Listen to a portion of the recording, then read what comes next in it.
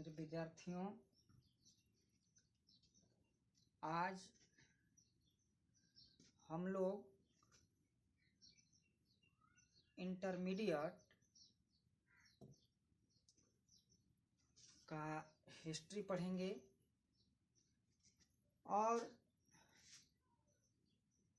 हम लोग महात्मा गांधी जी के बारे में आज हम लोग पढ़ेंगे। और आज का जो हम लोग का जो लेक्चर रहेगा वह ओनली फॉर सिर्फ महात्मा गांधी जी के जीवन के बारे में, उनके जीवनीय के बारे में हम लोग चर्चा करेंगे। और मैं आप लोगों को महात्मा गांधी जी के जीवनीय के बारे में बताऊंगा। और जो मैं ये चैप्टर पढ़ा रहा हूँ तो मैं ये चैप्टर का जो ऑब्जेक्टिव है, तो ऑब्जेक्टिव मैं आप लोगों को मैंने अगले वीडियो में बनाकर भेज दिया था। मैं उसी चैप्टर का जो आपका जो थ्योरी है तो उसे मैं बता रहा हूँ। और इस चैप्टर जो हम लोग का चैप्टर होगा और जो विषय होगा तो उसका जो थ्योरी है सो अलग होगा और जो उसका जो ऑब्जेक्टिव है सो अलग होगा। दोनों को अलग अलग पार्टों में बांटकर और उससे बेहतर ढंग से बताया जाएगा। आज जो हम लोग जो आप लोगों को जो मैं आज बताऊंगा वह इंटरमीडिएट का हिस्ट्री आप लोगों को पढ़ाऊंगा।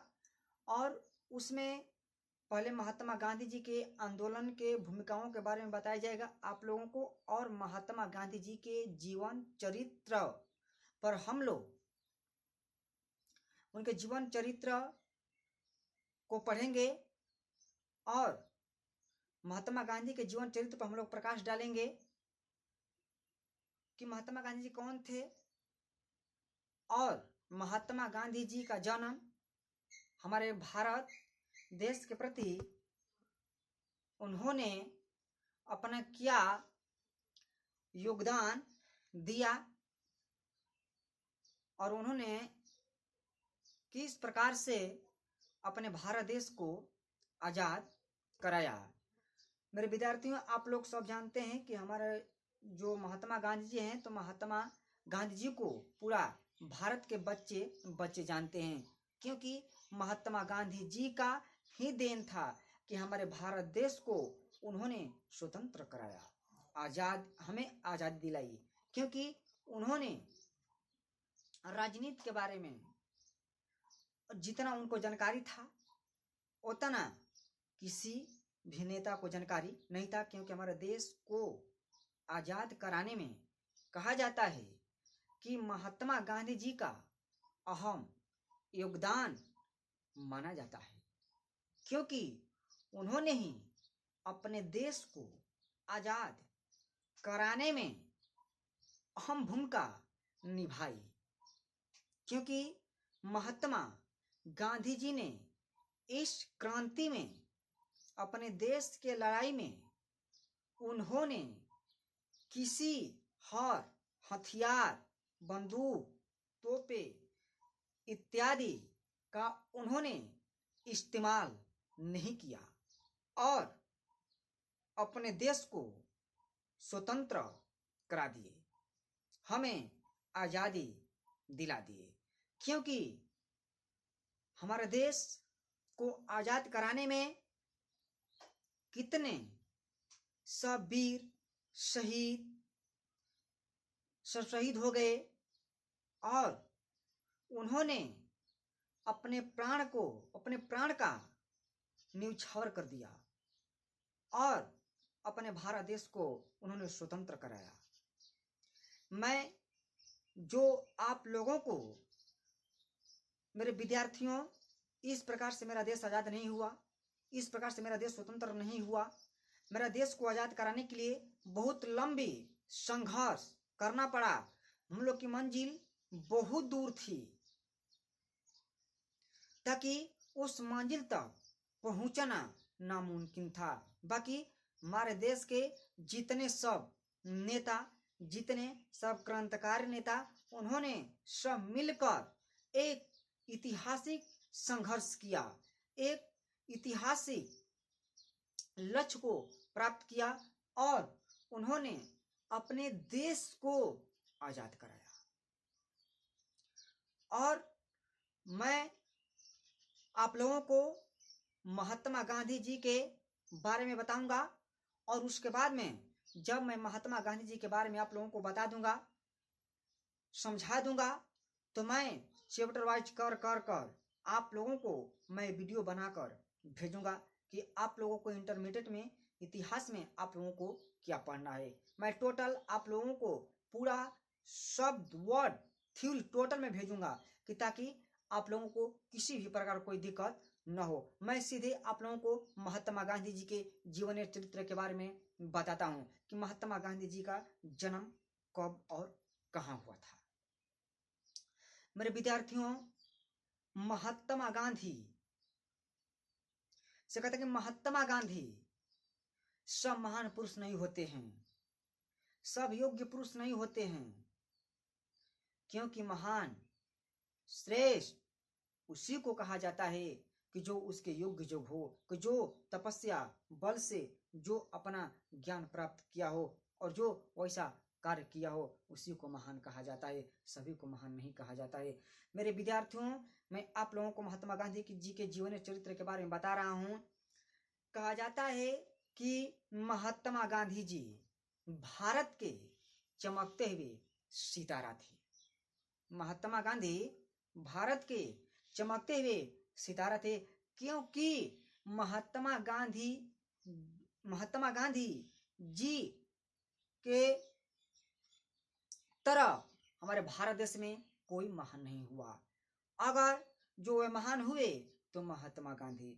आप लोग सुनते हैं कि सिर्फ महान महात्मा गांधी जी के नाम के ही आगे लगता है और किसी नेता के आगे महान नहीं लगता है, क्योंकि महात्मा गांधी जी एक महान व्यक्ति थे, आदर्शवादी व्यक्ति थे, जो उन्होंने पूर्ण रूप से अपने देश को आजाद कराया। मेरे विद्यार्थियों, महात्मा गांधी जी भारत देश के चमकते हुए सितारा थे। जब महात्मा गांधी जी का जब जन्म हुआ तो महात्मा गांधी जी का जन्म 2 अक्टूबर 1869 में महात्मा गांधी जी का जन्म हुआ। विद्यार्थियों, महात्मा गांधी जी का जन्म 2 अक्टूबर 1869 में महात्मा गांधी जी का जन्म हुआ और महात्मा गांधी जी का जन्म पोरबंदर गुजरात में हुआ। महात्मा गांधी जी का जन्म पोरबंदर गुजरात में हुआ और महात्मा गांधी जी का पूरा नाम मोहनदास करमचंद गांधी नाम था। महात्मा गांधी जी का पूरा नाम मोहनदास करमचंद गांधी के नाम से वे जाने जाते थे और महात्मा गांधी जी की जो माता जी थी तो उनके माता का नाम पुतलीबाई था और जो उनके पिता थे महात्मा गांधी जी का, तो महात्मा गांधी जी के पिता का नाम करमचंद गांधी था कि उन्होंने राजकोट के दीवाने के पद पर उन्होंने काम करते थे और जो महात्मा गांधी जी के जो पिताजी थे जिनका नाम था करमचंद गांधी, उन्होंने एक आदर्शवादी व्यक्ति थे और जो महात्मा गांधी जी के जो बचपन को जो नाम था तो महात्मा गांधी जी के बचपन का नाम मनु था। उन्हें मनु के नाम से जाना जाता है क्योंकि महात्मा गांधी जी का जो नाम था वह बचपन का नाम मनु नाम था। और महात्मा गांधी जी का शादी 13 वर्ष के अल्पायु में महात्मा गांधी जी का विवाह 13 वर्ष के अल्पायु में उनका विवाह एक कन्या से हुआ, जिस कन्या का नाम था कस्तूरबा। कस्तूरबा नामक कन्या से महात्मा गांधी जी का विवाह हुआ। 13 वर्ष की उम्र में महात्मा गांधी जी का शादी हो गया। किस शादी हुआ? तो कस्तूरबा नामक कन्या से महात्मा गांधी जी का शादी हो गया। और थोड़ा सा महात्मा गांधी जी ने अपने विवाह को लेकर वे थोड़ा सा चिंतित हुए। महात्मा गांधी के जो माताजी थी तो उनके माता जी, जो महात्मा गांधी जी की जो माता जी थी, तो वे आदर्शवादी थी, सीधे सादी महिला थी। उन्होंने सूर्य, उन्होंने भक्तिनी थी और वे सूर्य भगवान को बे जल दिए बिना कोई भी अन्न ग्रहण नहीं करती थी। जब वे सूर्य भगवान को अर्घ दे लेती थी तभी वे अन्न ग्रहण करती थी, तो इस तरह से वे अन्न ग्रहण नहीं करती थी। महात्मा गांधी जी को उन्होंने स्वतंत्रता संग्राम में लड़ने के लिए और हर कठिनाइयों के मार्गों से उन्होंने बचाने के लिए उन्होंने शिक्षा दी। कहा जाता है कि बच्चों का जो पाठशाला होता है तो उनके माता और पिता होते हैं, कि जो बच्चे पहले जन्म लेते हैं और वे जो उनका जो पाठशाला होता है, जो पढ़ाई लिखाई जो प्रारंभ होता है तो उनके घर से शुरू होता है, उनके पाठशाला शुरू होता है और उनके माता और पिता से शुरू होता है। उसी प्रकार से हर साहस से लड़ने के लिए जो महात्मा गांधी जी की जो माता जी थी, जिनका नाम पुतलीबाई था, तो उन्होंने महात्मा गांधी जी को अपार साहस देती थी और उनको अच्छे मार्ग बताती थी और उसी मार्ग पर महात्मा गांधी जी भी चलते थे। मेरे विद्यार्थियों, जो महात्मा गांधी जी थे, तो महात्मा गांधी जी ने उन्होंने विदेश में भी जाकर अपना शिक्षा ग्रहण करते थे, क्योंकि महात्मा गांधी जी जब उन्होंने 4 सितंबर 1888 में उन्होंने 4 सितंबर 1888 को कौन महात्मा गांधी जी ने मुंबई से इंग्लैंड रवाना हो गए। महात्मा गांधी जी ने 4 सितंबर 1888 को उन्होंने मुंबई से इंग्लैंड रवाना हो गए वकालत की शिक्षा ग्रहण करने के लिए। और कहा जाता है कि लगभग 24 वर्ष की उम्र में महात्मा गांधी जी ने दक्षिण अफ्रीका भी गए थे। और जब उन्होंने दक्षिण अफ्रीका से 1915 में महात्मा गांधी जी ने दक्षिण अफ्रीका से भारत वापस लौटकर आए थे। मेरे विद्यार्थियों, जो महात्मा गांधी जी थे, तो महात्मा गांधी जी का आप सभी नाम सुने होंगे, सब लोग जानते हैं कि महात्मा गांधी जी को महान क्यों कहा जाता है। महात्मा गांधी जी को हमारे भारत देश का राष्ट्रपिता कहा जाता है, उनको महान कहा जाता है। और महात्मा गांधी जी को राष्ट्रपिता सर्वप्रथम किसने किया? तो महात्मा गांधी जी को राष्ट्रपिता सर्वप्रथम किसने कहा? तो मेरे विद्यार्थियों, महात्मा गांधी जी को राष्ट्रपिता सर्वप्रथम सुभाष चंद्र बोस ने कहा कि जब सुभाष चंद्र बोस ने सिंगापुर रेडियो प्रसारण के द्वारा 1944 में सिंगापुर रेडियो जब प्रसारण कर रहे थे सिंगापुर में, तो उसी समय को सुभाष चंद्र बोस ने महात्मा गांधी जी को राष्ट्रपिता कहकर संबोधित किया। और उसी दिन से महात्मा गांधी जी को हमारे भारत देश में राष्ट्रपिता कहा जाता है। वे भारत देश के, हमारे राष्ट्र के वे पिता हैं, उनको पिता कहा जाता है महात्मा गांधी जी को। और उन्हें श्रद्धा से उन्हें बापू कहा जाता है, श्रद्धा से उन्हें प्रेम से बापू कहा जाता है। किसको? महात्मा गांधी जी को, क्योंकि वो पूरा देश, हमारे भारत देश के वे पिता थे, इसीलिए उन्हें राष्ट्रपिता के नाम से भी जाना जाता है। क्योंकि महात्मा गांधी जी एक आदर्श और महान व्यक्ति थे। जिस मार्ग का उन्होंने अनुसरण करते थे, जिस मार्ग पर चलते थे, वह मार्ग दुर्गम मार्ग था, क्योंकि वे सत्य और अहिंसा को अपनाते थे और सत्य और अहिंसा को अपना हथियार मानकर उन्होंने स्वतंत्रता संग्राम में उन्होंने बाबू अपना भाग लिया। और कहा जाता है कि महात्मा गांधी जी ने बेहर न हथियार ये किसी चीज का उन्होंने इस्तेमाल नहीं किया और अपने देश को उन्होंने स्वतंत्र करा दिया। मेरे विद्यार्थियों, कहा जाता है कि जो महात्मा गांधी थे, तो महात्मा गांधी जी के राजनीतिक जो गुरु थे, तो उनके राजनीतिक गुरु का नाम था गोपाल कृष्ण गोखले। महात्मा गांधी जी के जो राजनीतिक गुरु थे, तो उनके राजनीतिक गुरु का नाम था गोपाल कृष्ण गोखले। उन्होंने महात्मा गांधी जी को राजनीतिक शिक्षा देते थे और महात्मा गांधी जी को वे राजनीति में आने के लिए कहते हैं और महात्मा गांधी जी खुद राजनीति में आकर भाग लेते हैं, वो भी चढ़ बढ़ कर लेते हैं, क्योंकि गोपाल कृष्ण गोखले ने वे जानते थे कि महात्मा गांधी जी हर कार्य में सक्षम है। ऐसा कौन सा कार्य नहीं है कि जो महात्मा गांधी से नहीं हो सकता है, क्योंकि महात्मा गांधी जी हर कार्य में वो परिपूर्ण थे। बाकी नहीं, वे सोचते थे कि हम आज़ादी इस प्रकार से लें कि ताकि जो हमारा मार्ग रहेगा वो सत्य और हिंसा पर रहेगा। हम किसी व्यक्ति को माने अपने से हम किसी भी व्यक्ति को उलट भाषा नहीं बोल सकते हैं, किसी को अपमानित नहीं कर सकते हैं। कि मैं आप लोग को तुरंत जस्टिस के बारे में बता रहा हूँ। कहा जाता है बाबू कि महात्मा गांधी, उनको महान कहा जाता है। महान हर किसी व्यक्ति को नहीं कहा जाता है, क्योंकि कहा जाता है कि जब इस धरती पर जब किसी व्यक्ति का जन्म होता है तो वह जन्म से महान पुरुष नहीं होता है और न वह एक असफल व्यक्ति होता है। वह जब व्यक्ति इस संसार में जब जन्म लेता है, जो बच्चा इस संसार में जन्म लेता है, तो वह जन्म से महान पुरुष नहीं होता है और वह जन्म से असफल व्यक्ति होता है, क्योंकि वह अपने कर्म से महान होता है। वह व्यक्ति जिस प्रकार से कर्म करता है, जैसा कर्म करता है, तो उस कर्म से खुद वह व्यक्ति महान हो जाता है। मेरे विद्यार्थियों, मैं आप लोगों को थोड़ा सा महात्मा गांधी जी के जब हाथ में आप लोग देखिएगा तो उनके हाथ में हमेशा गीता, अपने हाथों में गीता लिए होते हैं। मैं थोड़ा सा आप लोगों को गीता का बात बता रहा हूँ कि अभी जो इस प्रकार से क्वेश्चन आया कि वह कोई व्यक्ति न जन्म से महान होता है न वह असफल व्यक्ति होता है। आखिर क्यों? अगर व्यक्ति जैसा वह अपना कर्म करेगा वैसा उसे फल मिलेगा।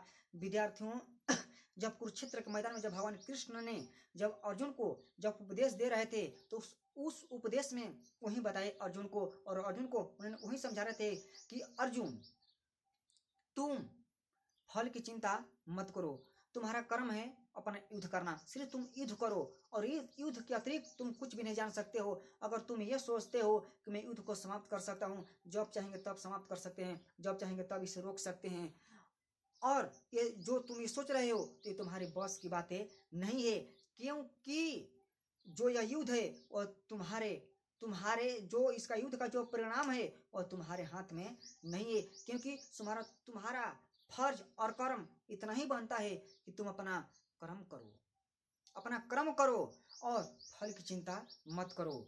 जो जैसा कर्म करता है खुद वैसा उसे फल की प्राप्ति होती है। इसीलिए श्री कृष्ण ने ये अर्जुन को समझाए और अर्जुन ने फल की चिंता करना छोड़ दिया और उन्होंने निष्ठा भाव से अपना कर्म किया और वह कर्मरत बन गए और वे कर्मवीर बन गए। जो कर्मरत होते हैं सिर्फ अपना कर्म करते हैं, वे फल की तरफ ताकते ही नहीं है, फल की चिंता ही नहीं करते हैं। जो व्यक्ति कर्म नहीं करेगा तो उस व्यक्ति को फल कहाँ से मिल सकता है। इसीलिए महात्मा गांधी जी ने भी बेफल का चिंता किए बिना उन्होंने निष्ठा भाव से अपना कर्म किया और उन्होंने अपने देश को आजाद कराया। उन्होंने महात्मा गांधी जी ने कहा कि संसार में अगर कोई किसी का शत्रु नहीं होता है, कोई किसी का दुश्मन नहीं होता है, तो कोई किसी का शत्रु होता है। संसार में अगर अपने शत्रुओं को जब झुकाना है तो शत्रु से प्रेम करना सीखो, शत्रु से प्रेम करना सीखो, क्योंकि अगर तुमको अपमानित करता है, अगर तुमको एक गाल पर चाटा मारता है तो दूसरा गाल का चाटा रोक लेना चाहिए। क्यों? ये महात्मा गांधी जी ने कहा, क्योंकि अगर शत्रुओं को झुकाना है, अगर शत्रुओं से विजय प्राप्त करना है तो आपको शत्रुओं से प्रेम करना होगा, उससे प्रेम करो, ताकि वे शत्रु प्रेम से ही झुक सकता है, वह बेप्रेम का झुकने वाला नहीं है। मेरे विद्यार्थियों, महात्मा गांधी जी ने सत्य और अहिंसा के मार्ग को अपनाते थे।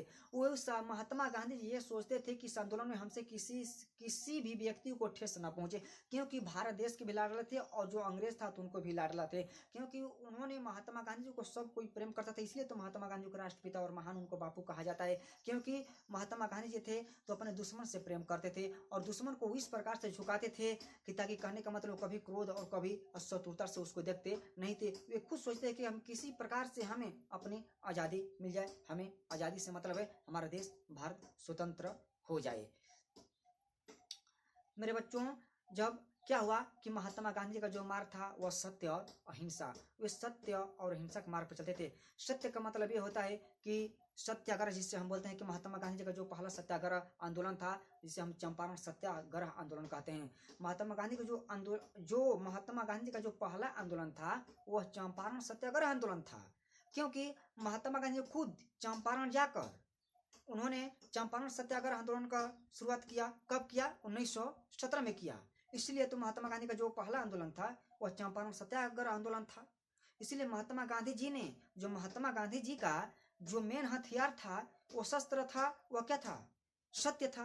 वे सत्य के मार्ग पर चलते थे, सत्य से लड़ते थे और वे सत्य का अनुसरण करते थे, क्योंकि जानते थे कि सत्य में ताकत होता है, सत्य में बल होता है, सत्य ईश्वर होता है। और जो सत्य को मानता है और सत्य को लेकर अपने साथ चलता है तो वह व्यक्ति अवश्य विजय होता है। इसीलिए तो महात्मा गांधी जी ने भी सत्य के मार्ग का अनुसरण किया। वो जानते थे कि सत्य सबसे बलवान है। जो व्यक्ति सत्य के प्रति उन्होंने जब अपना सत्य के प्रति युद्ध करेगा उस व्यक्ति का विजय अवश्य होगा, और जो सत्य के प्रति अपना युद्ध नहीं करेगा उसका पराजय अवश्य होगा। युद्ध करते समय तो वह व्यक्ति सब मान युद्ध करते समय वह तो खुद जान जाता है कि एक तो उसमें पराजय और एक का विजय अवश्य है। बाकी युद्ध में ज्यादा हानि होती है, ज्यादा युद्ध में हानि होती है और लाभ बहुत कम होता है। युद्ध में विद्यार्थियों हानि बहुत अधिक होती है और लाभ कम होता है। क्यों? क्योंकि उस युद्ध में बहुत सारे मारे जाते हैं। अगर मैं आप लोग को 1947 की कहानी बताऊंगा, आप लोग को भारत और पाकिस्तान और अंग्रेज का बंटवारा जब 1947 की कहानी और भारत और पाकिस्तान के मैं बंटवारा जब आप लोगों को जब पढ़ाऊंगा बताऊंगा तो उसमें बता दूंगा कि देश किस प्रकार से आज़ाद हुआ और कितना संघर्ष के साथ हम लोग लड़े तब हमारा देश आज़ाद हुआ। तो इस प्रकार से हमारा देश आज़ाद नहीं हुआ होता। महात्मा गांधी जी ने अपने जीवन काल में बहुत सारे आंदोलन शुरू किया, असहयोग आंदोलन शुरू किया, खिलाफत आंदोलन शुरू किया, फिर उसके बाद में दांडी यात्रा को उन्होंने शुरू किया, यानी बहुत सारे आंदोलन शुरू किया, चंपारण सत्याग्रह आंदोलन किया और भी आंदोलन को उन्होंने पूरा कर दिया और भी आंदोलन को यानी कि बीच में ही उसे समाप्त कर दिया। महात्मा गांधी जी ने सत्य और अहिंसा के मार्ग पर चलते थे।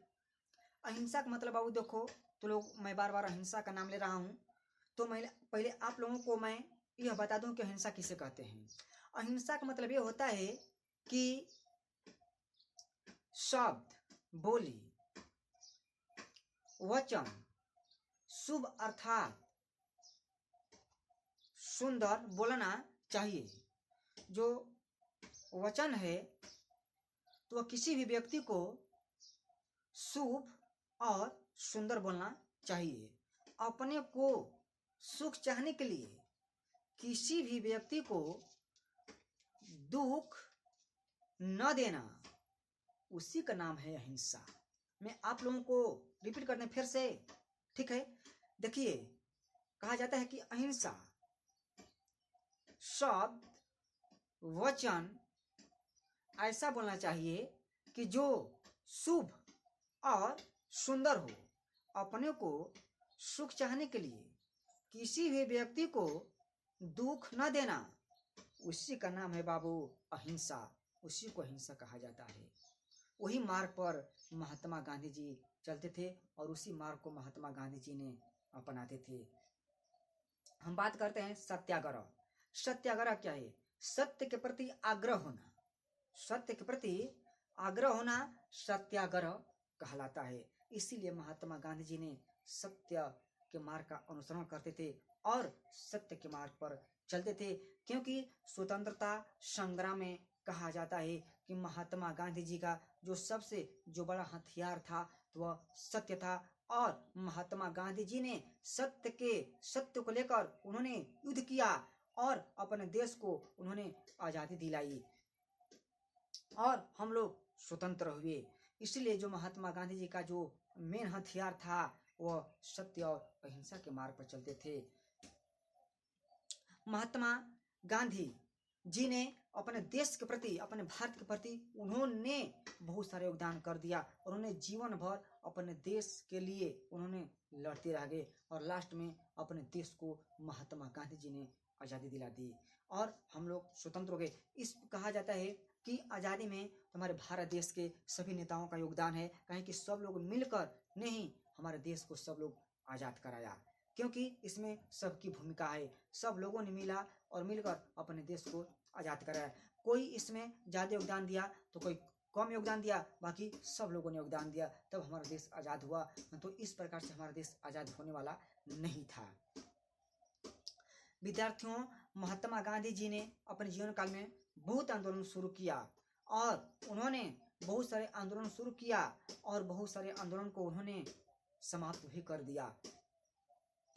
आप लोग असहयोग आंदोलन के बारे में जानते हैं और उसके बाद में भारत छोड़ो आंदोलन का उसके बारे में भी आप लोग जानते हैं और फिर उसके बाद में सैन्य आंदोलन के बारे में भी आप लोग जानते हैं। माने जो सौ आंदोलन था तो उन्होंने महात्मा गांधी जी और सब आंदोलन को पूरा कर दिया और सब आंदोलन को उन्होंने वापस ले लिया। महात्मा गांधी जी का निधन 30 जनवरी 1948 में हुआ। महात्मा गांधी जी का जो निधन था वह 30 जनवरी 1948 में हुआ। तो विद्यार्थियों, महात्मा गांधी जी का 30 जनवरी 1948 में निधन उनका कैसे हुआ? क्योंकि जब भारत और पाकिस्तान, जब हमारा देश आज़ाद हो गया 15 अगस्त 1947 में, तो क्या हुआ कि मैं थोड़ा सा आप लोग को हिस्ट्री लंबा करने के लिए बता दे रहा हूँ कि जब हमारा भारत देश आज़ाद हो गया, जब हम लोग स्वतंत्र हो गए, तो क्या हुआ कि 15 अगस्त 1947 में हमें आज़ादी मिल गई। हम लोग तो आज़ाद हो गए, हम लोग स्वतंत्र हो गए। बाकी कुछ दिनों के बाद क्या हुआ कि भारत और पाकिस्तान का जो बंटवारा को लेकर हमारे भारत देश में एक और विवाद शुरू हो गया। जितने सब मुसलमान भाई थे उन्होंने पाकिस्तान का मांग करने लगे कि जो भारत और पाकिस्तान का क्या हो, बंटवारा हो जाए। उसी में क्या हुआ कि जब भारत और पाकिस्तान का जब बंटवारा हुआ, कब हुआ? 3 जून 1947 में। मेरे विद्यार्थियों, 15 अगस्त 1947 में हमारा भारत देश आजाद हुआ। 15 अगस्त 1947 में हमारा भारत देश आजाद हुआ और कुछ 6 दिनों के बाद क्या हुआ कि फिर हमारे भारत देश में हम लोग एक मुसीबत से खुद लड़े थे। तब तक एक मुसीबत खत्म हुई, तब तक फिर दूसरा मुसीबत भारत और पाकिस्तान का बंटवारा लेकर हम लोग के सामने आ गई। तो भारत और पाकिस्तान का बंटवारा 3 जून 1947 में हुआ और जब 3 जून 1947 में हुआ, अगर यह बंटवारा अगर नहीं हुआ होता तो भारत देश में बहुत सारे रक्तपात मचे होते। कहा जाता है कि जितना हम लोगों को कष्ट हमारे भारत देश को आज़ाद कराने में नहीं हुआ, उतना तक कष्ट भारत और पाकिस्तान के बंटवारे के लिए हुआ। मैं आप लोगों को भारत और पाकिस्तान के बंटवारा को अगले वीडियो में आप लोगों को मैं बेहतर से बताऊंगा। मेरे विद्यार्थियों, जब बंटवारा हुआ तो उसमें क्या हुआ कि एक मुल्क भारत बन गया और दूसरा मुल्क पाकिस्तान बन गया। भारत आज़ाद हुआ 15 अगस्त 1947 में और पाकिस्तान आज़ाद हुआ 14 अगस्त 1947 में। तब क्या हुआ कि जब बंटवारा हुआ तो भारत और पाकिस्तान का बंटवारा कहाँ हुआ? 3 जून 1947 में। तो आप लोग जानते हैं लाहौर अधिवेशन में महात्मा गांधी और लॉर्ड माउंटबेटन के बीच में क्या हुआ कि भारत और पाकिस्तान का बंटवारा हुआ। उसी में महात्मा गांधी जी को गोली नाथूराम गोड्से ने मार दिया। क्यों मार दिया? क्योंकि हमारे भारत देश में कहा जाता है कि हमारे भारत देश में उस समय हालात बहुत कमजोर था और एक तो महात्मा गांधी पाकिस्तान को पैसा देने के लिए वे अनशन पर बैठ गए और उन्होंने सरकार से 55 करोड़ रुपया उन्होंने मांग किया। पाकिस्तान को देने के लिए महात्मा गांधी जी ने 55 करोड़ रुपया का मांग किया और उन्होंने भारत के प्रति, भारत के जनताओं के प्रति उन्होंने ध्यान नहीं दिया और उन्होंने ध्यान पाकिस्तान की तरफ दिया। और बंटवारा करते समय उसमें मैंने यह कहा गया कि अगर जो हमारे भारत देश के जो मुसलमान हैं और जो पाकिस्तान के टोटल, तो पाकिस्तान और भारत से मुसलमान मिलाकर 30,000 बरामद किए गए थे। 30,000 मुसलमान भारत और पाकिस्तान से टोटल। मैं इसके बारे में आप लोगों को उतना नहीं बता रहा हूँ। जब अगला मैं हिस्ट्री में पढ़ाऊंगा 1947 दूसरा चैप्टर, तो मैं आप लोगों को पूर्ण रूप से भारत के स्वतंत्रता के बारे में, आज़ादी के बारे में आप लोगों को पढ़ने के लिए मैं उसमें बता दूंगा। तो मेरे विद्यार्थियों क्या हुआ कि जब बंटवारा हो गया, तो अगर महात्मा गांधी भी अगर नहीं होते तो भारत और पाकिस्तान का बंटवारा भी नहीं हुआ होता, क्योंकि महात्मा गांधी जी एक ऐसा नेता थे कि भारत और पाकिस्तान का बंटवारा किए, और अगर ये नहीं होते तो भारत और पाकिस्तान का बंटवारा नामुमकिन था, क्योंकि हर जगह सगरो रक पात सब मच रहा था।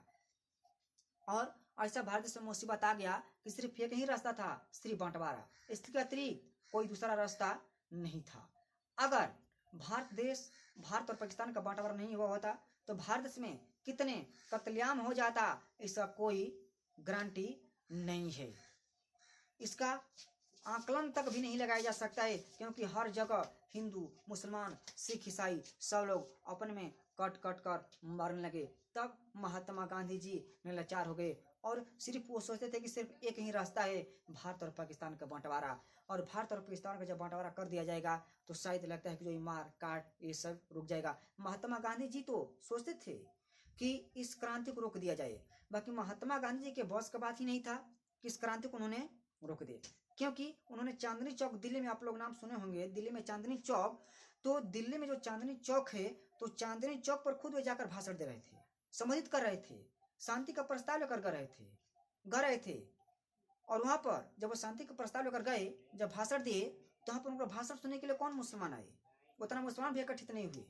तो खुद उनको अफसोस हुआ, वे दुखी हुए, वे बोले कि जितना हमको दुखी माने इस समय हो रहा है, उतना मैं दुखी कभी नहीं हुआ, क्योंकि मैं जानता हूँ कि जो मुसलमान भाइयों हैं मेरे भाषण सुनने के लिए क्यों नहीं आए, इससे हमसे कोई दिक्कत नहीं। वे सोचते हैं कि हमारा भारत देश का बंटवारा हो जाए, तो हरगिज़ से नहीं हो सकता है। मैं शांति चाहता हूँ, मैं अमल चाहता हूँ, कि ताकि हमारा भारत देश का बंटवारा न हो। मैं आप सभी मुसलमान भाइयों से ये निवेदन करता हूँ, विनती करता हूँ कि जिस प्रकार से हम लोग 15 अगस्त 1947 जब हमारा भारत देश आजाद हुआ, तो उसमें सभी का रक्तपात बहा, सभी लोग उसमें अपना प्राण दिए। ये नहीं कि सिर्फ एक हिंदू दिया, उसमें चारों भाई सिख, ईसाई, हिंदू, मुसलमान सब लोग मिलकर अपने देश को आजाद कराए। वो कैसा वक्त था, वो कैसा समय था कि हम लोग वे मुसलमान भाइयों से पूछे हुए कोई कार्य नहीं करते थे। मैं वो दिन का देखना चाहता हूँ कि जिस दिन हम लोग बिना मुसलमान भाइयों से पूछे बिना कोई कार्यों को नहीं करते थे, हम लोग एक ही पानी पीते थे, एक ही जगह रहते थे, एक ही जगह बात विचार करते थे और एक ही शब्द बोलते थे। तो मैं वो दिन को याद करना चाहता हूँ। महात्मा गांधी बहुत शांति प्रस्ताव लेकर गए और उन लोगों को बहुत समझाने का प्रयास किया, बाकी बाबू समझ जाओ, वे लोग समझे नहीं और वे लोग अपने जीत पर उड़ गए। सिर्फ एक ही शब्द का मांग था, लड़ेंगे लेंगे पाकिस्तान, लड़ेंगे लेंगे पाकिस्तान। वे लोग सिर्फ पाकिस्तान का मांग करती। मैं आप लोगों को अगला बताऊंगा कि पाकिस्तान का मांग 4 शब्दों में किया गया था, कौन कौन किया गया था, ठीक पहले इस पर कौन आवाज उठाया था।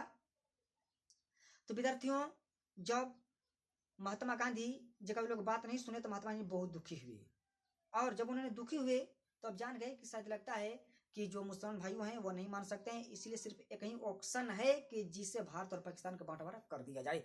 और महात्मा गांधी और लॉर्ड माउंटबेटन के बीच में वही लाहौर में क्या हुआ कि भारत और पाकिस्तान का बंटवारा हुआ 3 जून 1947 में।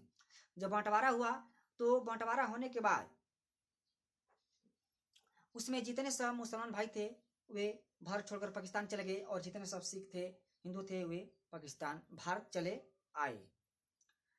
जब चले तो क्या हुआ कि जब बंटवारा तो हो गया, बंटवारा होने से पहले मैं आपको थोड़ा सा कहानी बता दे रहा हूँ कि जब बंटवारा नहीं हुआ तब तक क्या हुआ कि महात्मा गांधी जी ने अभी आप लोग को मैं बताया कि पाकिस्तान को बसने के लिए उन्होंने सरकार से 55 करोड़ रुपया का मांग की। उस समय हमारा भारत देश की जो जनता की जो हालात थी बहुत कमजोर थी, क्योंकि भूखमरी, सब लोग छोटे छोटे बच्चे बेघर हो गए थे, रहने के लिए शरण भी नहीं था, वे लोग रो रहे थे, बिलिक रहे थे, ताकि उन पर दया बरसाने वाला कोई नहीं था। और उल्टे महात्मा गांधी जी उन पर ध्यान नहीं देकर महात्मा गांधी जी ने पाकिस्तान के प्रति ध्यान देते हैं। वे पाकिस्तान को बसाना चाहते थे, पाकिस्तान को पूर्ण से बसाना चाहते थे और हिंदुस्तान पर ध्यान नहीं देना चाहते थे, क्योंकि अगर हिंदुस्तान पर ध्यान दिए होते तो जिस मस्जिद में दिल्ली जो एक मस्जिद था, तो मस्जिद में जब जितने सब मुसलमान भाई लोग थे तो वो हिंदू भाई उसमें एकत्रित थे, तो हिंदू भाई को खुद उन्होंने घोषित कर दिया कि वहाँ पर उस जगह मुसलमान भाइयों का है, वहाँ से जितने सब हिंदू हैं वे उस स्थान को छोड़कर निकल जाए, क्योंकि उसमें उस दिन बहुत जोर से बाबू पानी जो है वह बरस रहा था। तब समझो कि खुद एक छोटे छोटे बच्चे रो रहे हैं, बिलख रहे हैं, और उन लोगों को उस मस्जिद से निकाला जा रहा है, और वे बोल रहे हैं महात्मा गांधी जी कि नहीं, जो ये मस्जिद है तो मुसलमानों के लिए, हिंदुओं के लिए नहीं है। अगर हिंदू भाई अगर जबरदस्ती करते हैं तो ये क्या है, ये गलत है। उन लोगों को उस जगह को छोड़ देना चाहिए। मेरे विद्यार्थियों, खुद महात्मा गांधी जी एक हमारे भारत देश के एक शत्रु बन चुके थे, एक कांटा बन गए थे, और उस जिस रास्ते में चलते थे वो कांटा सबको चुभता था। इसीलिए गोश्त के पास अब दूसरा कोई रास्ता नहीं था कि ताकि अब जब तक महात्मा गांधी जी को, और खुद महात्मा गांधी जी बोले कि जब पाकिस्तान जो मुसलमान भाई हैं, उन्होंने जब पाकिस्तान का मांग कर रहे हैं तो बोले कि मैं पाकिस्तान आप लोगों को हरगिज नहीं दे सकता। अगर पाकिस्तान बनेगा तो महात्मा गांधी की मृत्यु शरीर पर बनेगा, अगर पाकिस्तान का नहीं खनाएगा तो महात्मा गांधी की मृत्यु शरीर पर खनाएगा। मेरे विद्यार्थियों, क्या हुआ कि नाथूराम गोड्से ने महात्मा गांधी को 30 जनवरी 1948 में क्या कर दिया, उनको गोली मार दिया। और जब महात्मा गांधी को गोली मार दिया तो महात्मा गांधी क्या हो गए, शहीद हो गए। और हमारे भारत देश में जितने सब दंगा था, टोटल दंगा रुक गया। और मुसलमान भाइयों ने लास्ट में बोले कि वह धन था सत्य और अहिंसा का पुजारी, कि वह लास्ट में जाते जाते उन्होंने इस युद्ध को, इस संग्राम को रोक दिया। मेरे विद्यार्थियों, आज के वीडियो में बस इतना ही। मैं फिर अगले वीडियो में मिलूंगा, और मैं आप लोगों को ऐसा ही वीडियो बनाकर मैं आप लोगों को भेजता रहूँगा। और अगर ये वीडियो अच्छा लगा हो तो आप लोग कमेंट कीजिए, शेयर कीजिए, लाइक कीजिए, और हम लोग अगले वीडियो मिलेंगे। धन्यवाद।